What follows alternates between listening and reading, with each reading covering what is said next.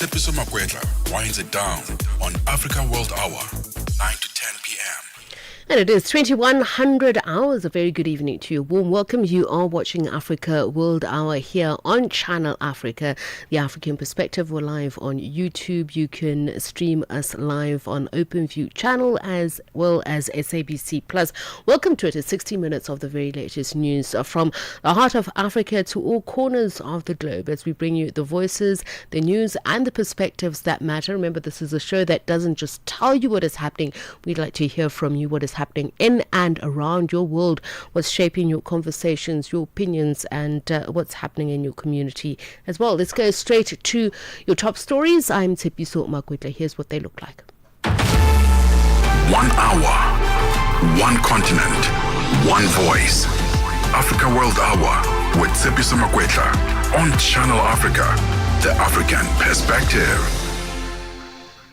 We start with this. The UN's food agency says people trapped in the Sudanese city of Al Fashir for more than a year are now facing starvation with no sign of an end to the siege by the paramilitary rapid support forces. The UN's children agency today warning that malnutrition is rife in the Sudan and many children are affected. The BBC's Barbara Plett has more on that. The warning from the World Food Programme comes as local activists have already begun reporting deaths by starvation in Al Fashir. The UN agency said it hadn't been able to deliver food to the city by road for more than a year. It didn't name the party responsible, but the RSF has cut trade routes and blocked supply lines. WFP cited reports that people are eating animal fodder and food waste to try to survive. The agency said it had trucks loaded with food and nutrition assistance ready to go if it got guarantees of safe passage. And to Rwanda now, where the country has agreed to take in up to 250 migrants deported from the United States.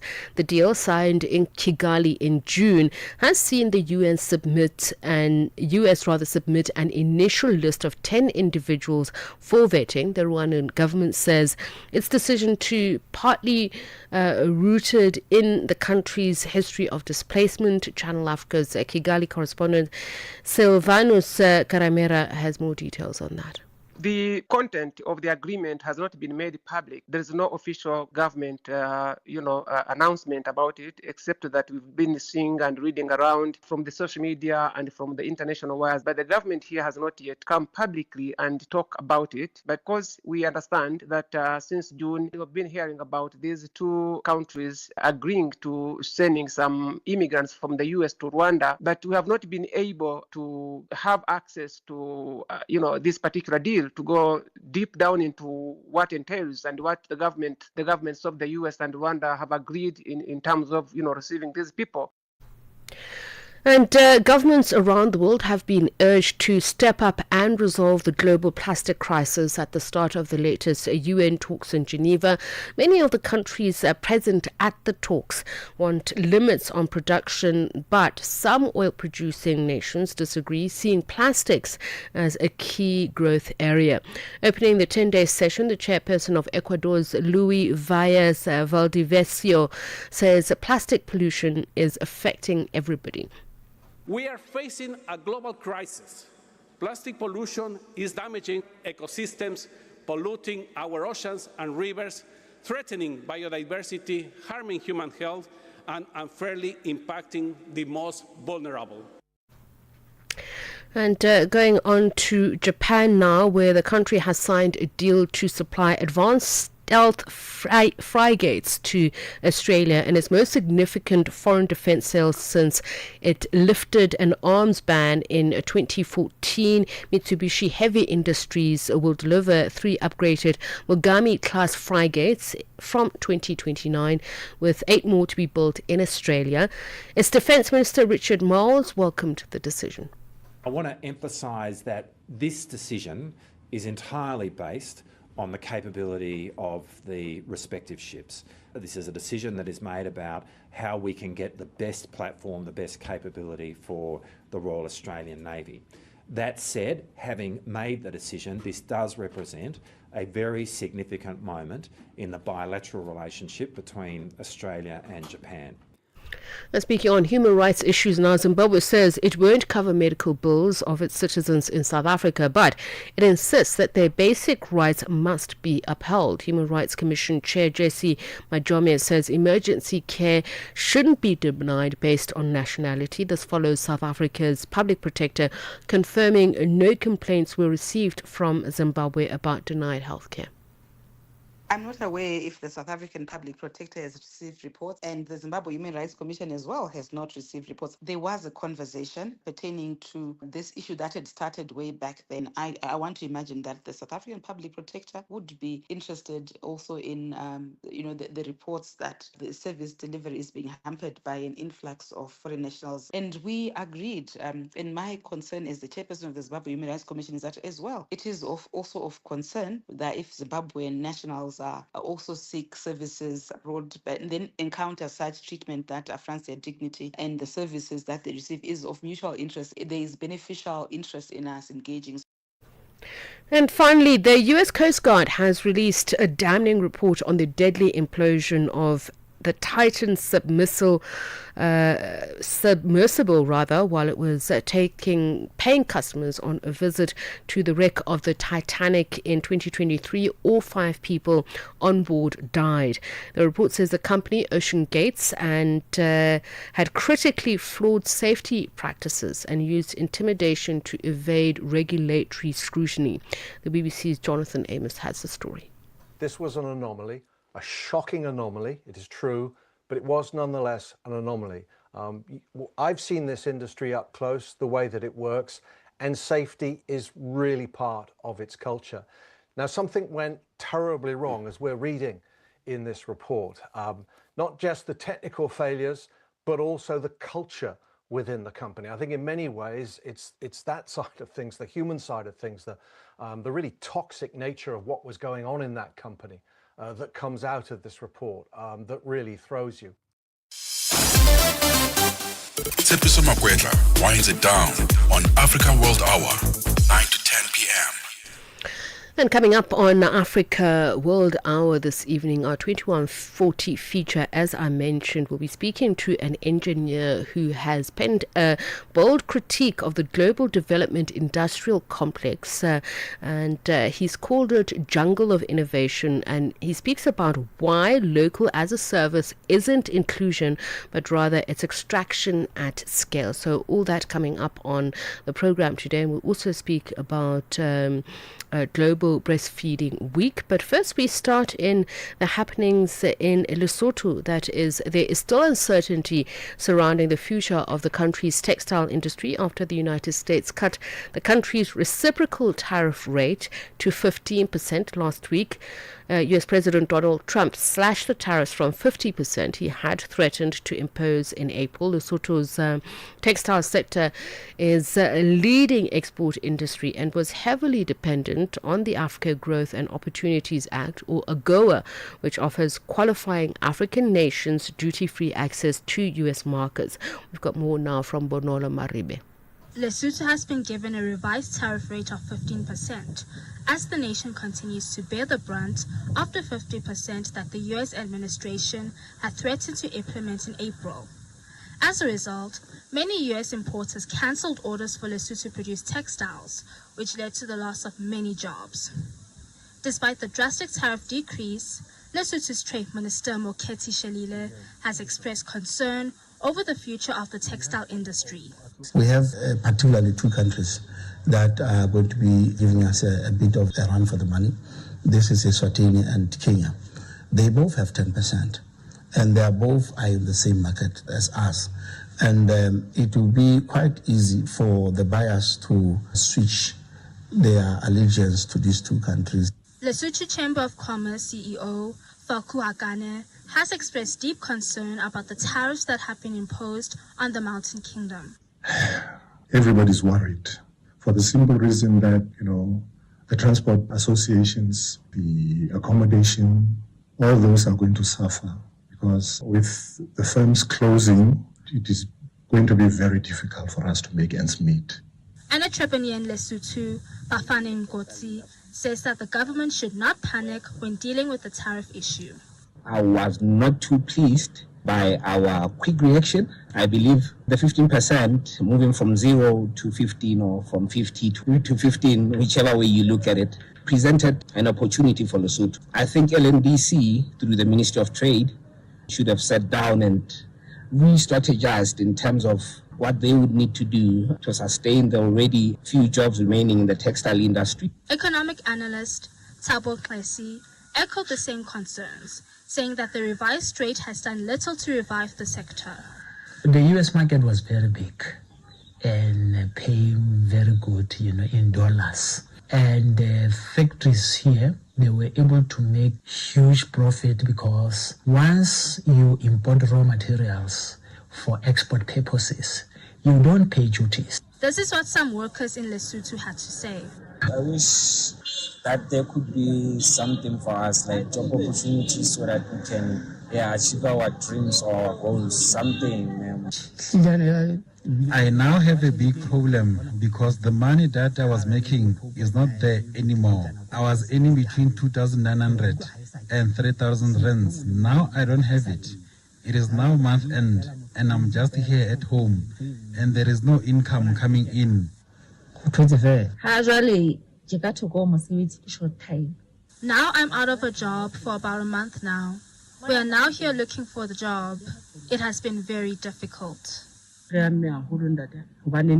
has affected us in a very negative way. Bonolo Maripe, SABC News. 12 minutes past 9. Let's take you to one of our top stories this evening. We talk about Medicine Sans Frontiers, also known as Doctors Without Borders. It's made a very tough decision, it says, in South Sudan, where it is going to suspend operations in the Yei River and Morobo counties in central Equatoria. This follows two shocking abductions of humanitarian workers in less than a week.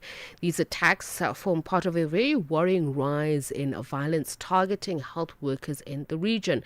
Speaking to us now to get a sense of just how deep the danger is and the conditions under which health workers work, Martin Bullens is Deputy Coordinator of Operations for South Sudan at Doctors Without Borders. A very good evening to you, and thank you so much for speaking to us, Martin. We understand from speaking to your colleagues and other aid agencies in the past couple of weeks and months that the conditions have been becoming increasingly dangerous. So tell us, what are you facing? Yeah, good evening, and thanks for inviting us to speak about our suspension. At MSF, we decided to suspend all medical and humanitarian activities in Yei River and Morobo counties in South Sudan, Central Equatorial State, as a minimum for 6 weeks. This decision came after an abduction of one of our colleagues, just 4 days after an abduction of a health staff from the Minister of Health that was stopped in our MSF ambulance. So, and this is even after 7 attacks in a few months to humanitarian and healthcare actors in the region. So it's becoming very difficult for us to work in this kind of conditions. And have you been able to identify who's behind the abductions? No, this is one of the urge we launched as MSF, that authorities and other identities are investigating what happened and what was the cause of these abductions. The only thing that we know is that we cannot safely work anymore in that region, and of course our staff and patients are the most important that we want to protect, and we cannot guarantee any safety now to work in that region. And this is 2 attacks in but the last couple of months, and as you say, it's been a worrying trend. Just give us a sense of the genesis of these attacks and how they've become more targeted towards healthcare workers. But in just 3 months, several incidents of violence targeting aid workers and healthcare facilities have been reported in Morobo, including forceful abductions, arson, violent looting of hospital, and damage of medical infrastructure. So we are extremely worried, and this decision to suspend our activities will affect the people that will have less and less access to healthcare. But we cannot continue to put our staff at risk in this kind of situation. So I understand that in January, 2 of your vehicles, which were clearly marked MSF, that were traveling from Nasir to Ulang in Upper Nile State, came under attack. And these were unidentified gunmen. But has there ever been a word, a peep of anybody claiming responsibility for this, or even just telling the reason why these attacks on healthcare workers who are obviously there to help save lives? Yeah, it will impact, of course, the population that lives there, who really live in very difficult and precocious situations. For us, we are just a victim. We don't know who are the perpetrators. We just can say that we cannot work in this situation, and several targets of violence to healthcare workers are happening. So we want investigation. We want a guarantee that we can work safely in that region, what is not the case at this moment. And so given the fact that we don't know who's behind the attack, so who would the guarantee then come from? But as MSF, we are asking to all parties to respect the safety of medical personnel and health facilities, and to make the protections of civilians an absolute priority. Any attack, direct or indirect, on healthcare workers or medical facility serious compromise access to vital care and endanger the lives of our staff or patients. So what we want is an investigation on what happened, but also new guarantees and actions of all parties involved in the conflict, including armed groups that are in Morobo and Ye for the moment. So beyond Ye and Morobo, are there areas in which you're still operational? Because I saw, I think even earlier in the year as well, there was a hospital of yours, May in fact, that was bombed, or a hospital that was bombed in Jonglei State. Is it safer to work in other areas, or have you also abandoned operations there as well? No, I think for the moment it's of course the hospital that was bombed that you were talking about. Of course, there also our activities are not operational anymore.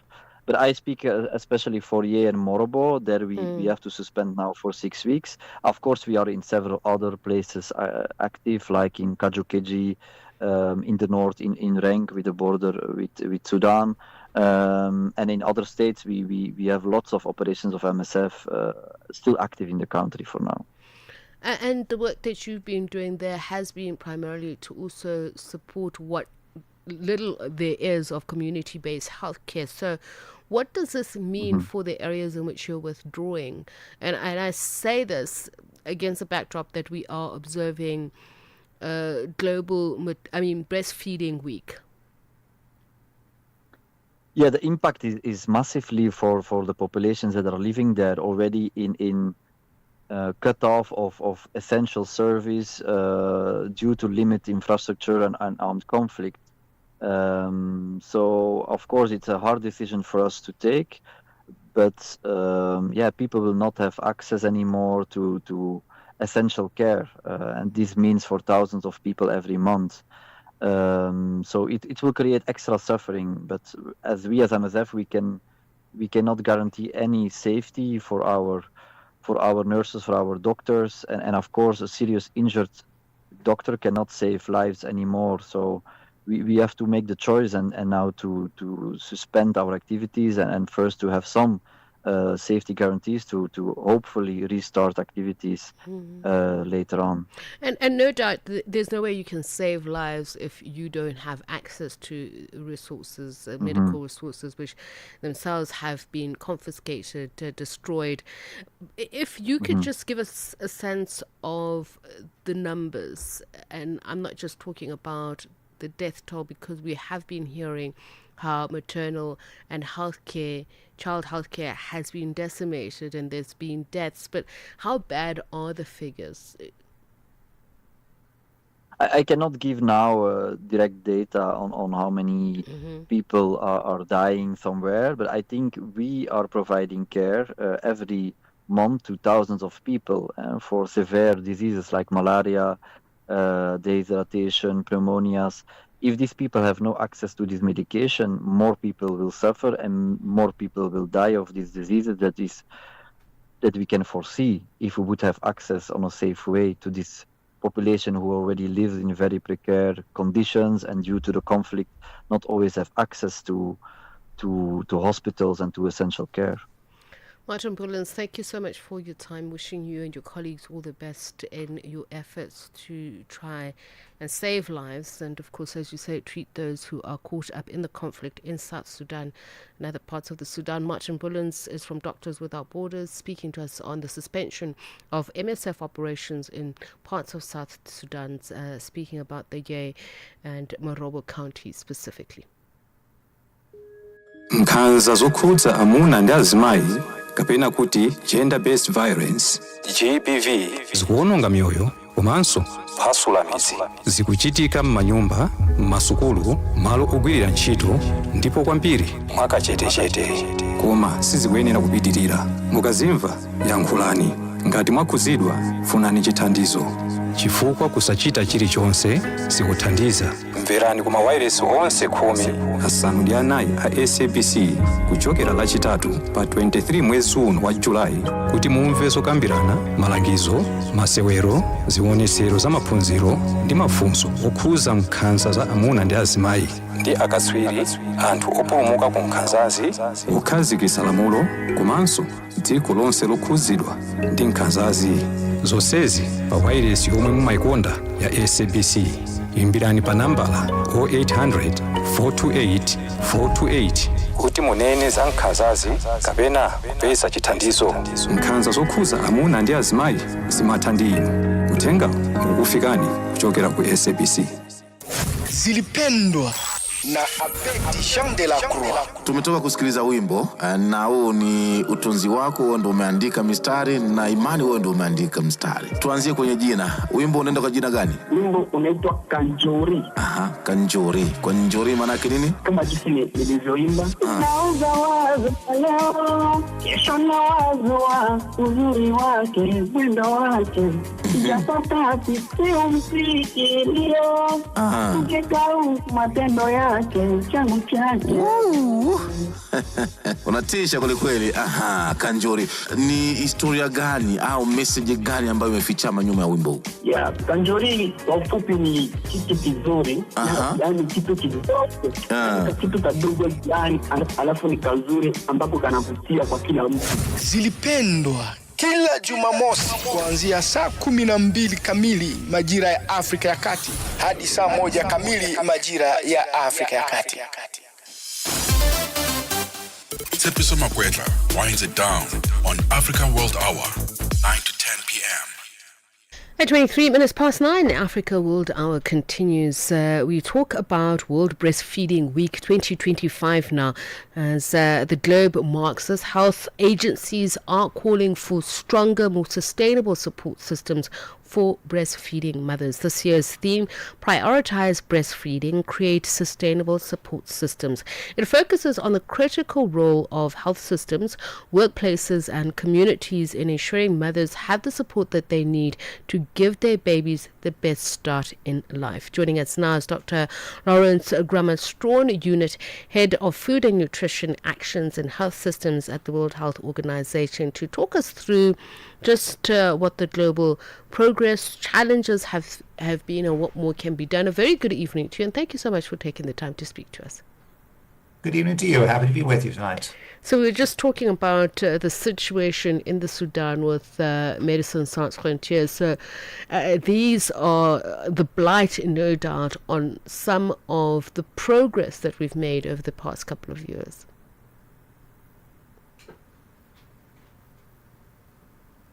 Dr. Grammer-Strawn?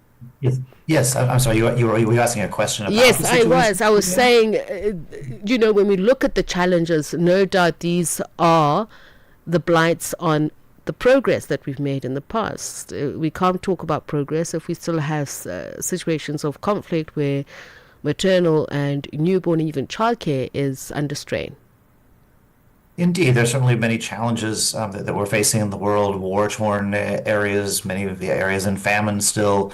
Certainly reason for depression, but at the same time, we also know that the world is making progress in other areas. So there's always a kind of a mixed glass half full and half empty story.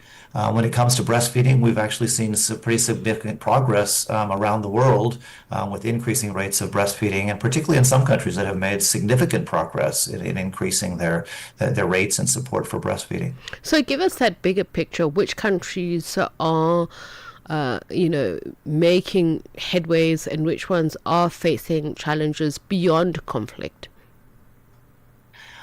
So I don't have a list directly in front of me, but overall, or even regionally, we can talk about regions as well. Particularly Africa has done quite well in global rates. We've seen the rate of exclusive breastfeeding increase by about 11 percentage points over the last decade, which is pretty impressive. In some countries, particularly across Africa, many countries in sub-Saharan Africa have seen increases of more than 20 percentage points. Since we started measuring this about 8 years ago and tracking those rates. It is very variable from country to country. Some countries like Ghana and Kenya have done particularly well. Burkina Faso, I was just at a workshop that has done an amazing job at improving their support for breastfeeding and their policies, increasing what they're doing in healthcare systems, et cetera, to make sure that women are getting the support that they need, and it's really showing up in better rates. And I want to talk about systems. If we talk about at least the first 6 months of exclusive breastfeeding, a lot of women, I'm sure even communities, would like to see that happen, but they do have challenges. But what systemic support exists or is lacking in places where this is not happening, where women aren't able to at least provide 6 months exclusive breastfeeding? So one of the key issues that we find is a challenge with the healthcare system that doesn't really give women the support that they need. But typically in healthcare, we get good messages. They say, oh, you ought to breastfeed. There's a lot of promotion. They know breastfeeding is important for health of babies. But then when it comes to how do they actually answer women's questions that they might have about breastfeeding, or if they have some challenges that their milk isn't coming in as quickly as they expected it would, or they think their baby's not doing well, they don't have the skills in how to actually support them. They don't get much training in their pre-service training before they go into medical practice. And the ongoing education is very sparse. And so they get very basic messages. But they don't really learn how do I actually support mothers with the skills that I don't have the skills to support the mothers with what they need. And so they give very cursory information. And as you say, we see that, infographics, etc. But what exactly is investing in breastfeeding? And country context obviously matters as well. Yeah, so some of the investment needs to be in better capacity building, training from the beginning, making sure that people actually get the skills, not just in training of didactic information, but they're actually learning the practical skills, working with mothers and checking that they actually can do it. It's also a matter of investing in the time that it takes. Oftentimes clinics are so strapped with so many patients that they have about 3 or 4 minutes to see someone, and that's just not enough time to actually give women the support that they need. So we have to invest more time in keeping the healthcare provider with the mother, that they can actually work out what are her challenges and what are the problems that she's having, so that they can actually provide her useful help. We also find that there's not good monitoring systems to actually check that we're doing a good job. And so when things get worse, people just kind of throw up their hands. Well, I didn't know what was happening there, because they don't have the information. So we really need a much better infrastructure throughout our healthcare system to support mothers. And beyond that, as you say, the good messaging of saying, exclusive breastfeeding helps bring down the pressure on health systems. But what about nutrition, which is the various socioeconomic challenges that many families face? If we're talking about complementary solid foods that can be added within the 6 months or after 6 months, what about cases in which parents don't have a choice in terms of what would be complementary. It's just literally about foraging for whatever they can get. So we clearly need to improve the quality of complementary feeding as well. What we recommend is exclusive breastfeeding for the first 6 months, so we don't need to have any additional foods that the baby is getting, not even water, no other liquids. It really should be just the mother breastfeeding her baby. But then starting at the age of 6 months, we do want to introduce complementary foods that are nutritious, healthy, safe, just as we would for the rest of the family. And so we want to start weaning them onto a healthy diet in the household. And that means going beyond just starchy foods. Oftentimes we see populations where they just have cassava or they just have rice. And so we need more fruits and vegetables, access to animal source foods, such as other dairy products like cheese, meats, etc. Not in large quantities. We're not talking about, they need to have a huge plate of meat. But it needs to be included in their diets for them to get the nutrients that they need. And we need to be starting that at around 6 months of age. Some of that's an education piece, but as you say, it's also about getting good access in communities, better home gardens, better agriculture systems that can make access to those healthier foods is so important. You spoke about policy recommendations and adoption there of a very interesting one when we speak about complementary food is the International Code of Marketing, particularly of breast milk substitutes. What regulations are we seeing that are impeding or at least promoting some of these healthy habits in countries? So the problem that we see is that industry, particularly the industry that makes a lot of ultra-processed foods, also makes a lot of foods for children and tries to market them and say, these are going to be the salvation, this is the way you ought to feed your baby.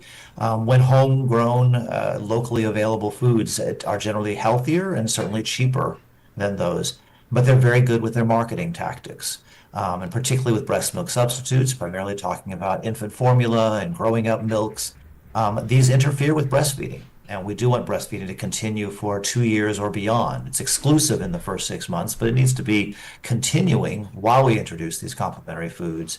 And what we find is that these companies are so hungry to make more money that they're really pushing women to stop breastfeeding or to supplement their breastfeeding with other milks.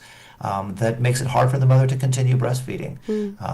It dries up her milk supply, and they get them with very with messages that really get to their emotions and make them think, oh, this is going to be great for my baby, without really checking that this is the healthy option.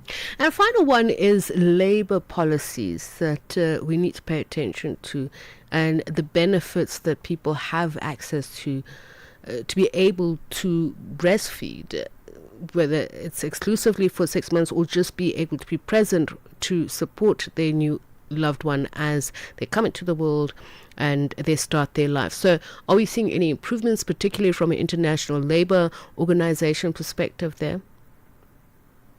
A slight improvement. It's been a very slow change, but there has been an improvement over several decades to increasing the access to better support there.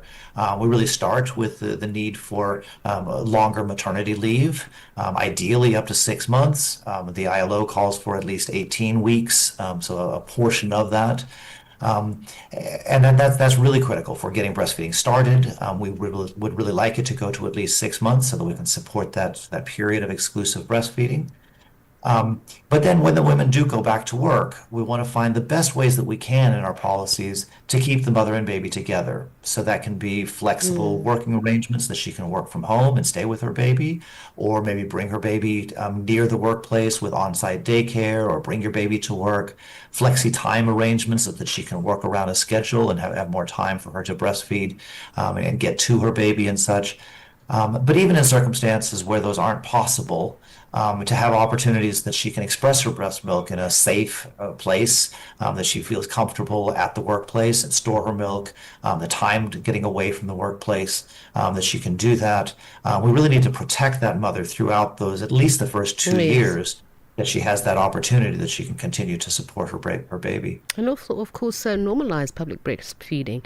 Dr. Lawrence Grummer-Strawn from the World Health Organization, thank you so much for sharing those very valuable insights for World Breastfeeding Week 2025. Thank you. We are on Open Views Audio Bouquet. Channel 628. Africa.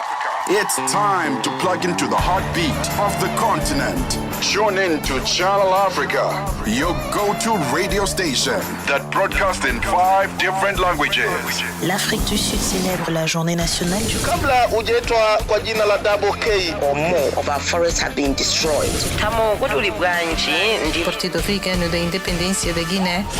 See, Channel Africa represents every corner of this amazing land. From Lagos to Cape Town, Nairobi to Dakar, we've got you covered with the freshest news, music, and cultures. So, turn up the volume, feel the rhythm.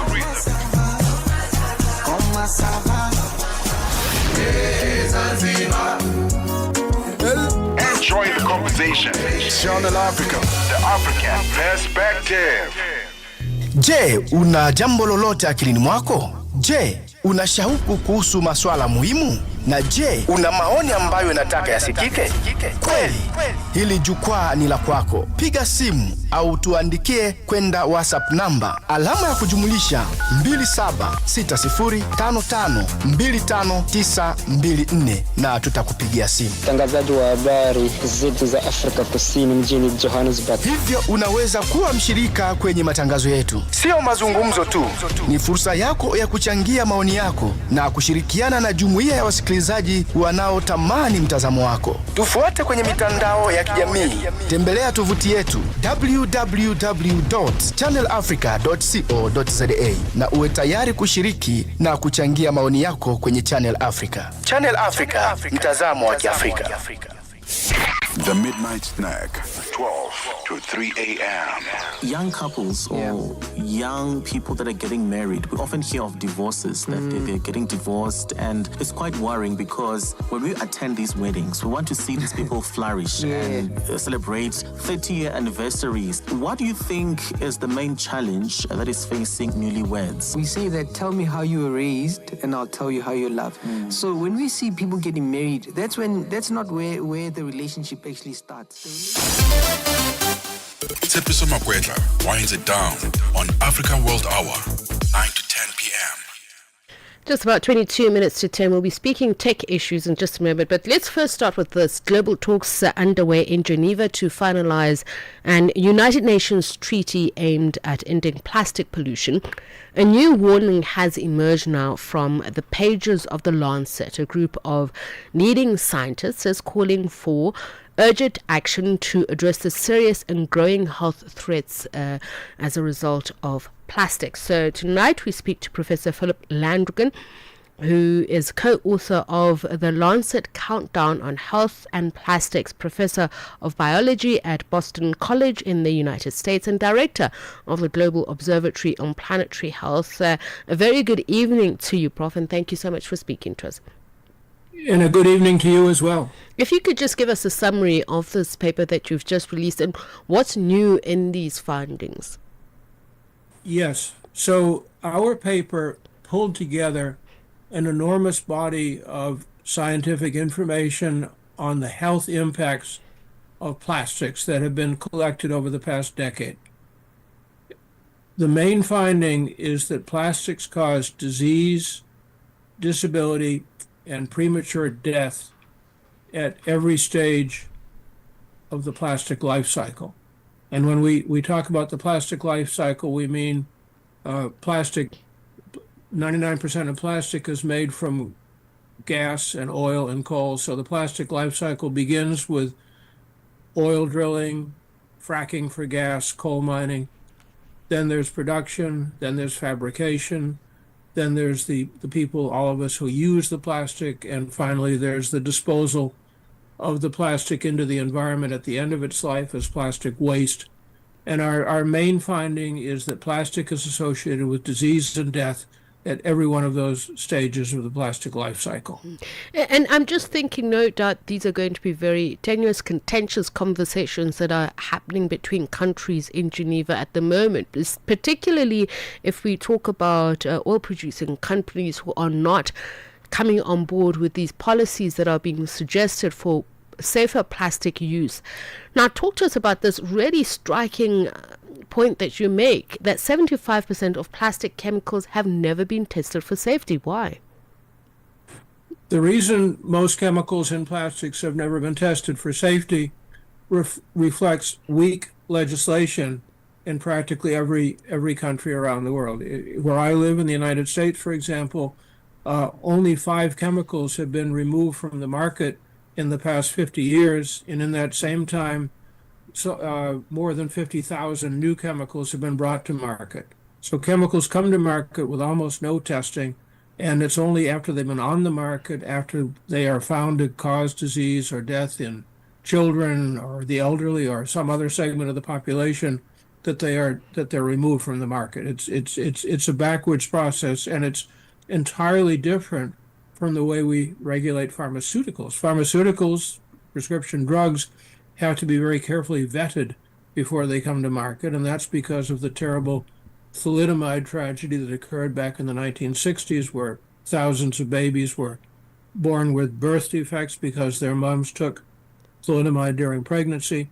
But there's no comparable strict regulation for chemicals in plastics, or indeed for chemicals in general.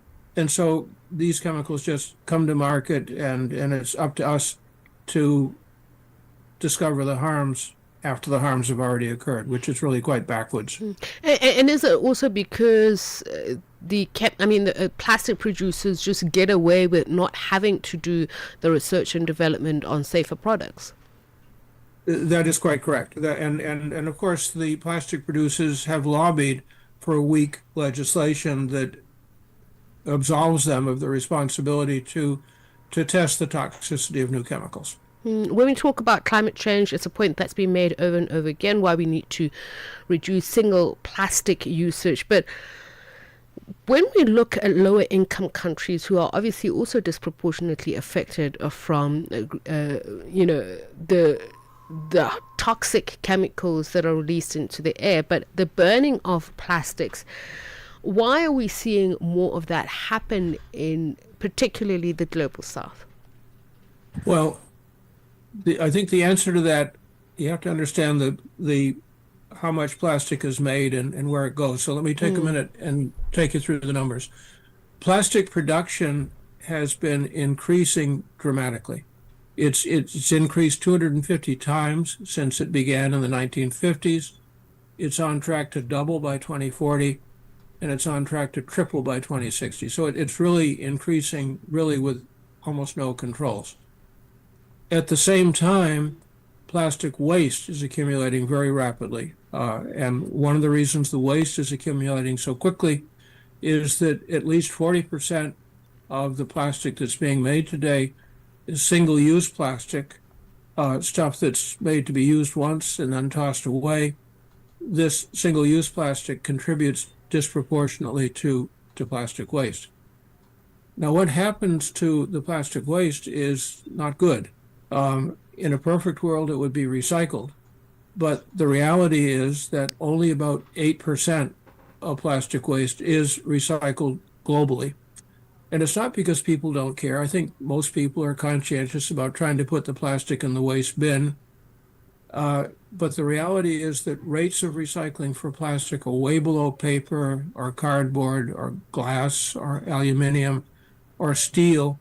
And it's not because people don't care, it's because the plastic itself just cannot be recycled. There are a whole bunch of different types of plastic. There's polyvinyl chloride, there's polystyrene, there's polyurethane. They're very different chemicals. They can't be mixed together.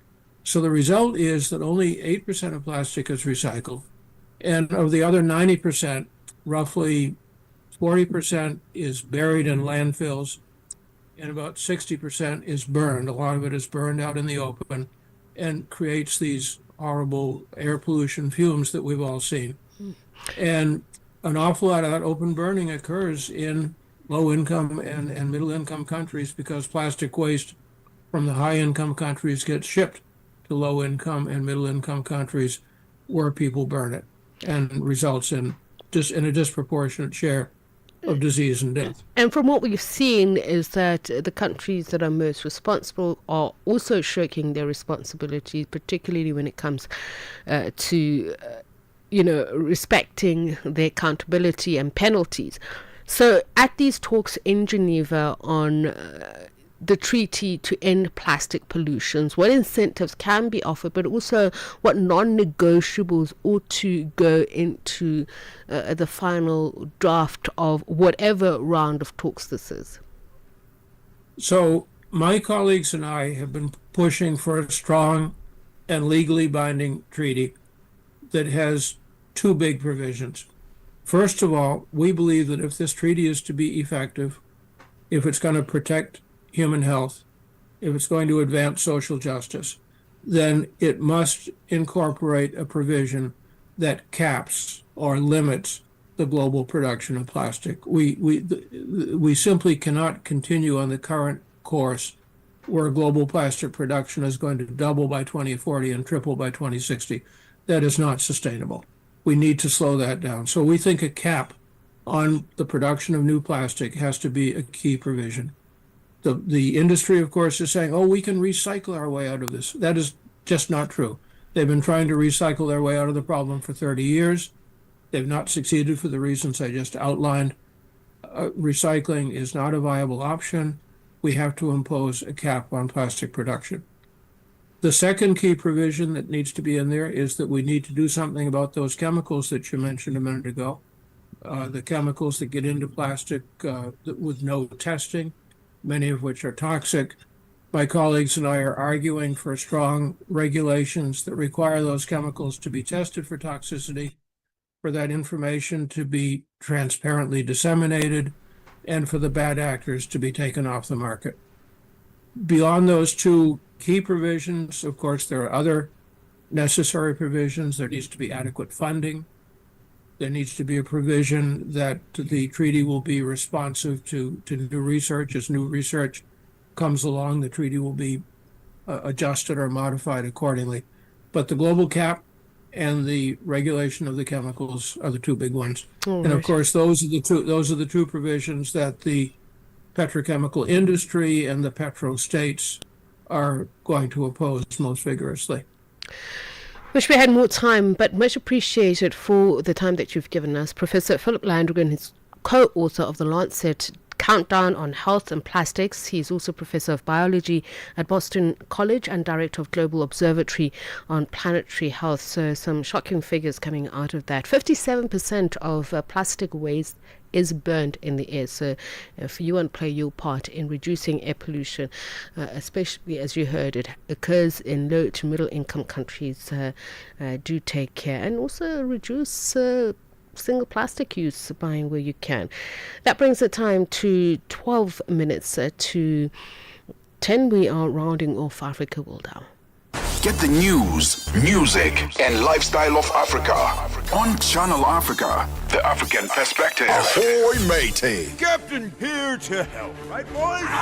Set sail with us on a digital voyage like no other. Channel Africa has a treasure trove of awesomeness. That is our website and social media pages. Tell me, why are you here? We want you to be part of our adventure. The winds are changing, Captain. And this time... Imagine a world where curiosity knows no bounds, where entertainment meets enlightenment, and where every click leads to the African perspective. Visit us on our website, www.channelafrica.co.za, or follow us on Instagram or on X at Channel Africa 1. Go on, like us on Facebook at Channel Africa 1. So, spread the word. Tell a friend that Channel Africa's online variety is what they need on the web. Channel Africa, the African perspective. She builds, she leads, she rises. This August, join Channel Africa in celebrating the women who shape our communities, shift narratives, and carve out a future on their own terms. These women together ought to be able to turn it right again. From Cape Town to Kigali, Lagos to Lusaka, African women are rewriting the script. Here's to courage, creativity, and unstoppable progress. Creativity and unstoppable progress. Channel Africa, the African perspective. We are on Open Views Audio Bouquet. Channel 628. Nkhanza zokhudza amuna ndi azimayi kapena kuti gender-based violence GBV zikuwononga mioyo komanso kuphwasula midzi. Zikuchitika m'manyumba, m'masukulu, malo ogwirira ntchito ndipo kwambiri mwakachetechete. Koma sizikuyenera kupitirira. Mukazimva yankhulani. Ngati mwakhudzidwa funani chithandizo. Chifukwa kusachita chilichonse sikuthandiza. Mverani ku mawayilesi onse 14 a SABC kuchokera lachitatu pa 23 mwezi uno wa Julayi kuti mumve zokambirana, malangizo, masewero, zionetsero za maphunziro ndi mafunso okhuza nkhanza za amuna ndi azimayi ndi akatswiri, anthu opulumuka ku nkhanzazi, kukhazikitsa lamulo komanso dziko lonse lokhudzidwa ndi nkhanzazi. Zonsezi pa wayilesi yomwe mumayikonda ya SABC. Imbirani pa nambala 0800 428 428 kuti munene za nkhanzazi kapena kupeza chithandizo. Nkhanza zokhuza amuna ndi azimayi zimatha ndi inu. Uthenga ukufikani kuchokera ku SABC. Tsepiso Makwetla winds it down on Africa World Hour, 9 to 10 p.m. 9 minutes to 10, you are tuned in to Africa World Hour here on Channel Africa, where we bring you the conversations that really cut through the noise, challenge power, and spotlight African voices driving real change. So today we are diving into a bold critique of the global development industrial complex with a man who pretty much knows the system from the inside and has built alternatives from the ground up. He's the founder of Buntu Labs, a senior software engineer and tech architect behind platforms transforming healthcare, education, governance, and security across the continent, from Afya app and telemedicine to the smart police app, Mtal Life, and many more. Hamilton Comfort joins us now to speak about what he calls the jungle of innovation and why local as a service isn't inclusion, it's extraction at scale. Hamilton, a very good evening to you. Thank you for speaking to us. So perhaps a brief overview of sorry about that. Why you penned this article, and what are your criticisms? Oh, you want this? Hamilton, can you hear us? Okay. How are you doing? I'm well, thank you. So I was just saying, if you could just give us a brief overview of why you came to write about what you call the jungle of innovation and talk about local as a service, how the fact that it's not inclusion, but it's rather extraction at scale. Yeah, right. So I came up with this because growing up, I went through something that was very fascinating. Coming from a Kenyan village, and we were told there were some donors somewhere, the part of the world that we didn't understand at that time. Apparently, they were from New York, and they used to write us and send us gifts. And then one day, I received a letter that partly read, "Pens and pencils are for your sister." And then the last part of that paper, that letter was torn. And funny enough, the only thing I received from the so-called sponsor that I was given were the pens and pencils that were meant for my sister. So that really lingered in my mind for the better part of my childhood, even in my adulthood. I was trying to understand what really happened, if it was intentionally torn or not. But then I later on came to realize that these things happen intentionally, and I've lived to see the extremities that people go to just to ensure that they pocket something out of the sad or the muddy children that they photograph, and take back to the West or whichever part of the world they go to get help from. So that led me to write this. Yes. But basically, what are we talking about? A business model by particularly companies from the global north that come and pretty much, and I'll use a jarring term like rape the resources of Africa, because that's what we'll be talking about for. And why have we not learned from this, that we keep getting pilots and not permanents? We keep having people who parachute the plans that actually end up not working. I think it boils down to how free these people are whenever they step into the countries. There's no much oversight that is being done to them, though, both from the local governments and also from the donors themselves. So some guy sitting in New York or whichever part of the world sends money. He trusts these people and gives them money that, hey, take this to the so-called child I'm sponsoring somewhere in the part of the world. Then there's no audit that is being done to them, so they can do as they please with these resources that they're given. Then when they come down to the local governments here, I realized and I found out with very much hard evidence that they're in bed with some of the people who should be doing oversight, and they loot, so to speak, these resources with them. And so at the end of the day, what happens is we have, let's say, 80-90% of the resources, especially finances, getting into running the day-to-day activities in these organizations, as opposed to what they should be doing. So you get that the people who sadly were taking photos of the children that were not even aware of their photos were taken are just getting the 10%, getting the crumbs out of the huge chunk of bread that was shipped from whichever source the help came from. So I want to look at the frameworks. I mean, you are in the tech world. You've developed what you say are context-rooted platforms that are aimed at empowering and that are not extractive. What did you do differently? What frameworks exist to have more of these kind of ventures that don't exploit our communities? Right, thank you. So I find it pretty simple. If you want to help me, for instance, you should not come and tell me that, hey, Hamilton, I want to do this and this for you. You should at least first ask me how am I and what I want to be done. So the platform that I've built, one of them is called Mtaa Life. Mtaa is a Swahili or a street word for street. So it basically works this way. It is a platform that the locals themselves have access to, and then they air their grievances or talk about what they really need in their societies. And then out of these, there's a vote that happens within the system. It's a self-voting system that then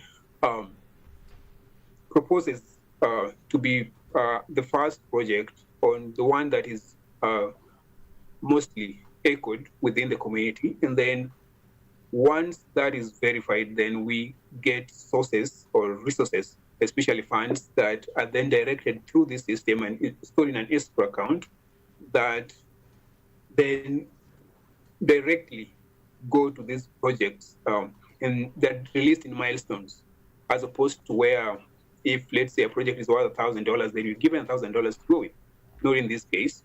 We are given, yes, it's worth $1,000, but then the project is done in milestones, and you only get the funds released to somebody or a service provider once the locals verify that the service that they were contracted to do is done. Hamilton, so talk to me about... more. I'm sorry, we are running out of time, and I hope next time you have a better line, because I want to understand African innovators, what can they do? Firstly, to ensure that there is ownership, that they are in control. So if we're talking about a trace economy that ensures value and credit, that they are logged, how can we do that? First, we start with the basics of owning the system. Once you own the system, then let the locals decide what they need to do or what they need. And then once that is done, give them an enabling environment. So for instance, the only thing we can do is give an enabling environment, an API I'd call that then talks between these, an intermediary between the two people, the locals who need service and the service providers. And so once we do that and put such frameworks into place, then we'll find that everything that happens and in the trace economy will make sense. Another thing is talking about the proof of work and the validation that has to happen. And we have very, very awesome technologies that would enable this. The blockchain is here. The best thing that perhaps apart from all these other hype that people are talking about with blockchain is its security and the evidence that it preserves. So once we make use of tech and ensure that what is locally thought about and put into place remains locally and nobody comes in and hijack it, and because they have resources, then they are pushed in front, then that would make us or our trace economy much better. Yeah. Hamilton, I think we need to repeat this conversation because there's so much we didn't cover. And unfortunately, as I said, the line is not of the best quality, but we will fix that. Hamilton Conford is founder, builder, disruptor, and just speaking to us about local as a service, the trap, how we need to ensure that we remove the quiet violence and the shiny promises of it, decoding some of that to ensure that our communities on the continent are not further exploited. Unfortunately, that's how we come to the end of Africa World Hour this Tuesday evening. Up next is Shayla Ndukumana with Hotlines. Channel Africa, where every moment is an African celebration. Feel the energy, feel the connection. Channel Africa, the African perspective. Hotlines bring you fresh perspectives about love after dark. Shayla Ndukumana. Check.